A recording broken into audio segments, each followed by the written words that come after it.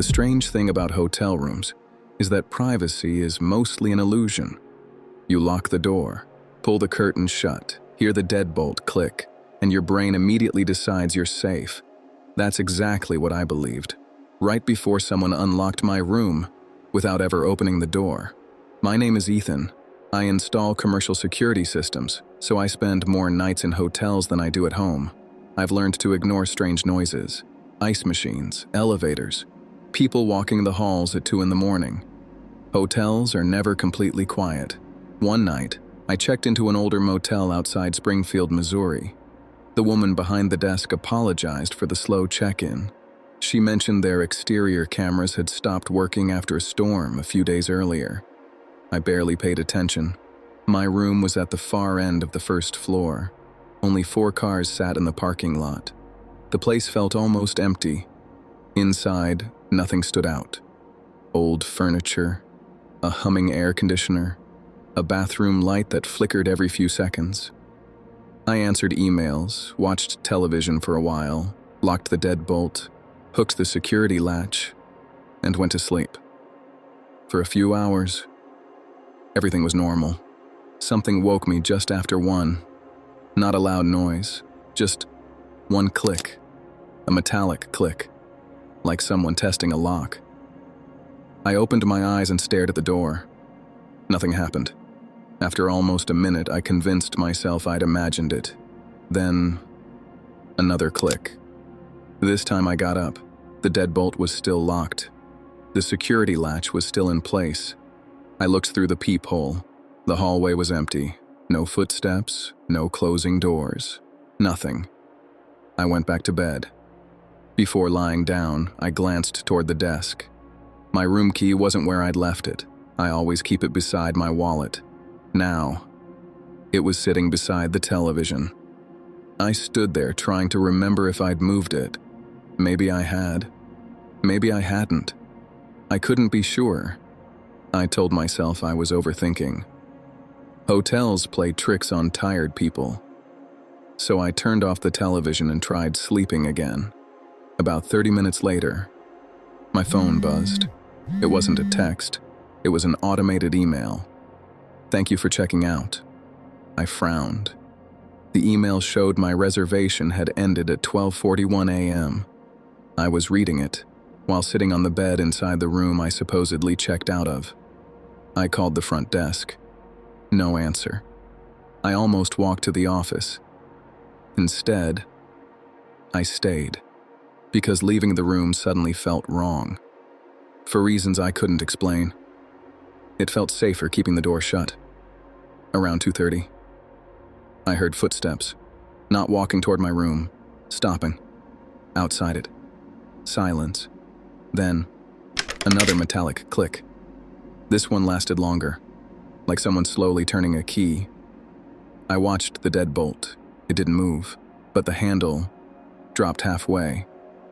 Someone was holding it from the outside, testing it, waiting.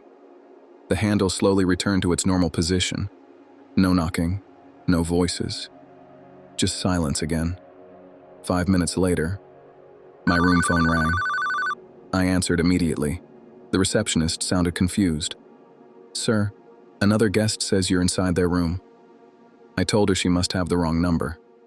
She paused, then quietly asked, "What room are you in?" I answered. There was a long silence. Then she whispered, "That room shows vacant." The line went dead. A minute later, someone slid a key card into my door. I heard the electronic lock beep. Once, twice, 3 times. Each attempt was followed by the handle pressing down, harder. The security latch rattled, not enough to open, just enough for whoever was outside to know. Someone had locked it from the inside. Then everything stopped. Complete silence. Until I heard footsteps walking away. I waited another minute before looking through the peephole. The hallway was empty. Except my Do Not Disturb sign was gone. I knew I'd hung it there before going to bed. Someone had removed it. Without opening the door, I finally grabbed my wallet and decided to leave. The moment I unlocked the deadbolt, my keycard fell from the floor. Not from my pocket, from underneath the door. Someone had pushed it back inside, only it wasn't my key anymore. The number written on the sleeve had changed. Room 110, not 108. Same hotel, different room. I looked down the hallway. The door marked 110 was standing slightly open. The lights inside were off. For a second, I had the overwhelming feeling that someone inside was watching me. I shut my own door again, locked everything, and backed away. My phone rang again. This time, it wasn't the hotel, it was my company. The travel coordinator asked why I'd checked into a second room. I told her I hadn't. She read the reservation back to me. According to the hotel, I'd checked out of room 108, then checked into room 110. Using my own signature, I was still staring at the door marked 108, still standing inside it. Someone was rewriting my stay while I was living through it. Then, the handle moved again. Not slowly, violently. One hard pull. Then another. The security latch slammed tight.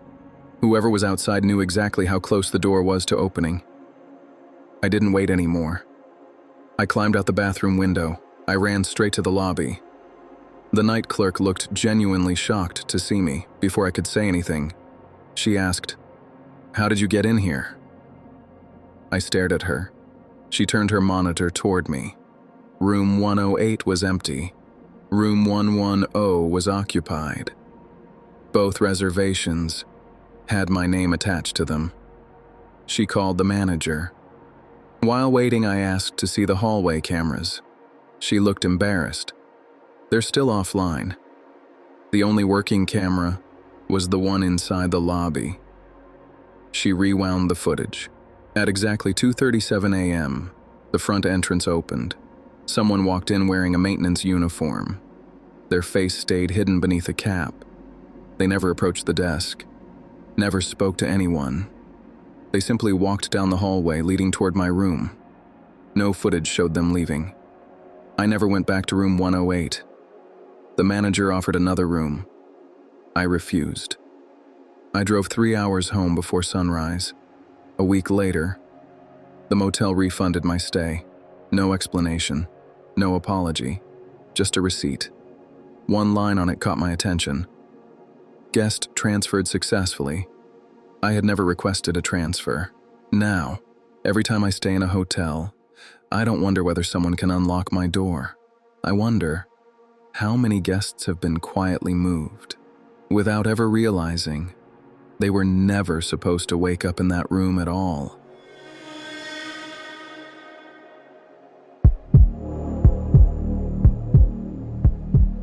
The strange thing about do not disturb signs is that everyone thinks they're there to keep people out. That's what I thought too. Until I realized someone wasn't avoiding my room because of that sign. They were using it to find me. My name is Devin. I travel almost every week for work, so hotels have become part of my routine. I usually check in late, answer a few emails, sleep, leave before sunrise. One Thursday evening, I checked into an older business hotel outside Atlanta. Nothing felt unusual. The receptionist smiled as she handed me my key. Before I walked away, she said, "If you don't want housekeeping tomorrow, just hang the do not disturb sign." I nodded. The room was exactly what you'd expect. Clean bed, small desk, coffee maker, nothing that stood out. The cardboard sign was already hanging on the inside door handle, the words printed in bold red letters, "Do not disturb." I hung it outside before leaving for breakfast the next morning, something I've done in hundreds of hotels. I never thought anyone else would notice it. When I came back, the sign was upside down. I smiled. Maybe someone brushed past it. I flipped it over and went inside. That afternoon, I left again. Dinner, less than an hour. When I returned, it was upside down again. This time, I stopped. The hallway was completely enclosed. No windows, no wind.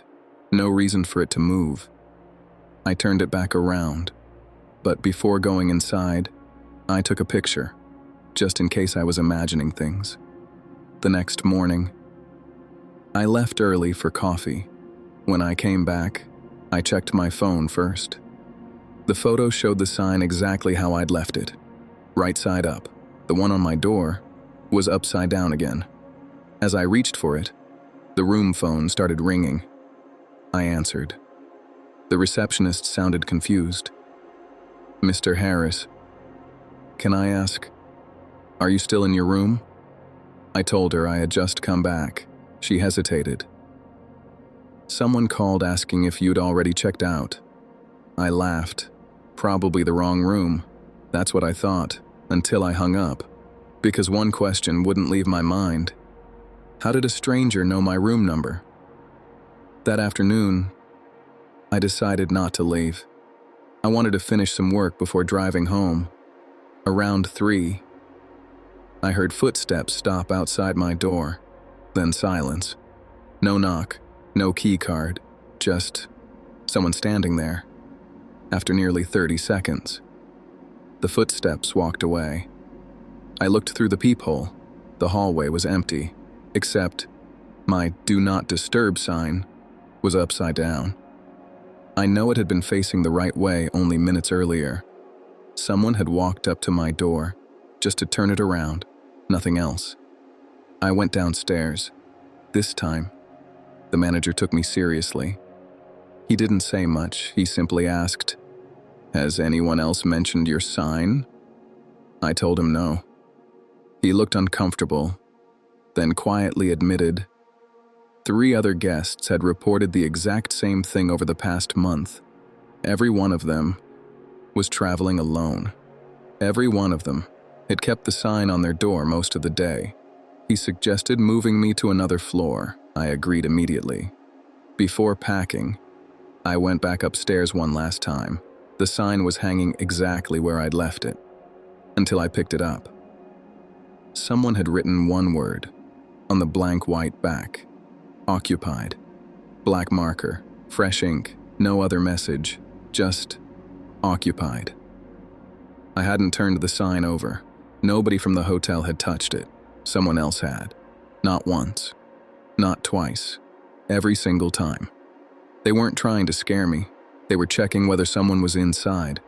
If the sign stayed upside down, the room was probably empty.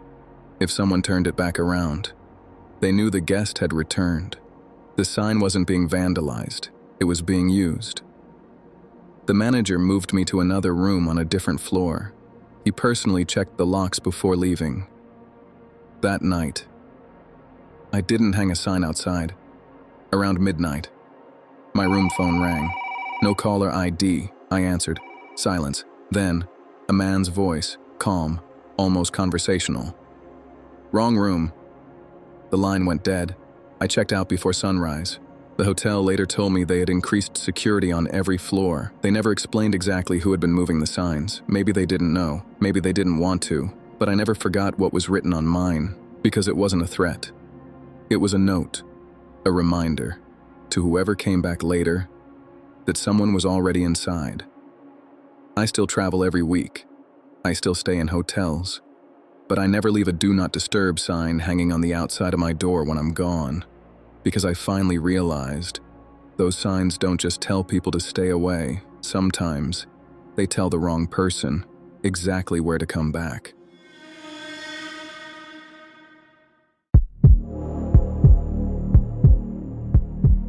The strange thing about connecting hotel rooms is that most people forget the second door even exists. You check the main lock, the deadbolt, maybe even the peephole. But that narrow door hidden behind the curtains, you assume it's locked. You assume nobody could use it. That's exactly what I thought, until I realized someone wasn't trying to get into my room through the hallway.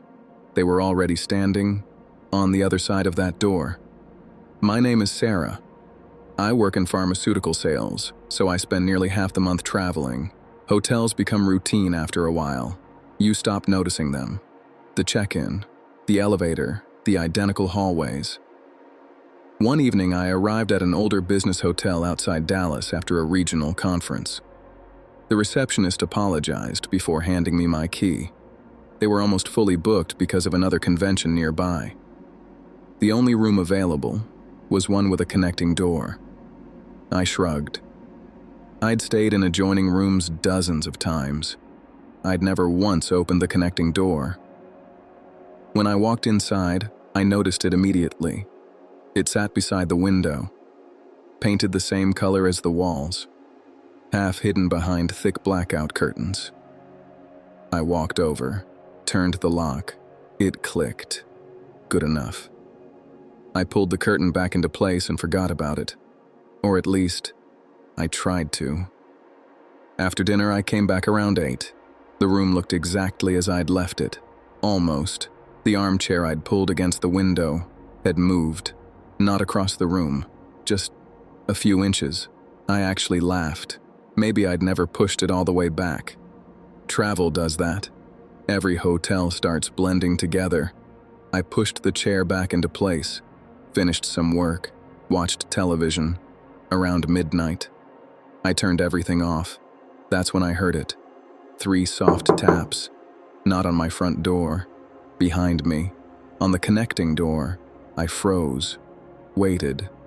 Nothing. Maybe the guest next door had bumped into something. Hotels aren't quiet places. 5 minutes later, 3 more taps. Same rhythm. Slow. Deliberate. I walked over and pressed my ear against the door. No voices. No television. Just breathing. Very faint. Close enough that I could hear it through the wood. I stepped back immediately. Then I called the front desk. The night clerk answered. I explained someone was in the adjoining room. She apologized and placed me on hold. Less than a minute later, she came back. Ma'am, our system shows room 516 is vacant. I looked back at the connecting door. Vacant. Maybe the reservation system was wrong. That happens. I asked if someone could check. She said security was helping another guest and would come up shortly. So I waited. While I waited, I heard something slide across the floor, a slow scraping sound from underneath the connecting door. I grabbed my phone flashlight. There was a thin strip of clear plastic tape sticking out beneath the door, barely visible, just enough to grab. I pulled it. The tape stretched several feet before snapping. It hadn't been taped to my side. It had come from the room next door. Someone had pushed it underneath, like they were trying to measure the gap or pull something through it. Security arrived 10 minutes later. An older man named Carl. I explained everything. He knocked on the neighboring room. No answer. He unlocked the door with a master key. We both looked inside. The room was empty. Bed untouched. Bathroom dry. No luggage. Nobody hiding. Carl apologized. Said it was probably noises traveling through the walls. I almost believed him. Then, he reached for the connecting door. His expression changed. It wasn't locked. Not from the other side. Someone had unlocked it. Carl slowly turned toward me. I didn't do that. Neither of us spoke for several seconds, because someone had. Carl locked the connecting door from both sides. He apologized again and left. I should have asked for another room. Instead, I convinced myself it was over. At 2 a.m, my phone buzzed. Not a call. A motion alert. I travel with a small battery-powered door alarm that clips onto the main hotel door.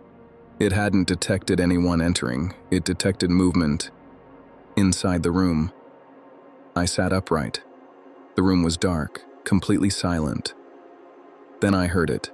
One slow click. The lock on the connecting door. I switched on every light. The clicking stopped. I didn't move. Neither did whoever was on the other side. Then, a whisper. So quiet I almost convinced myself I'd imagined it. Wrong room. A pause, then footsteps, walking away.